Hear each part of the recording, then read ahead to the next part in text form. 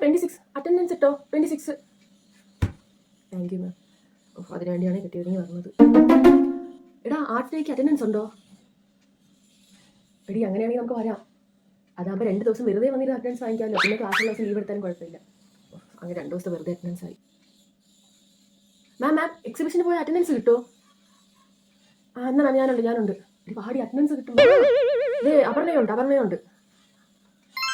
എന്താ ഒരു കണ്ടോണേഷൻ ഇല്ലാതിരിക്കും എത്ര പെർസെൻറ്റേജ് വേണം? 75. ഈശ്വരാ, നമുക്കൊരു പീരിയഡ്സിൻ്റെ ആ ഒരു ലീവ് എത്രയോ ഉണ്ടല്ലോ, 2-3 ലീവ്.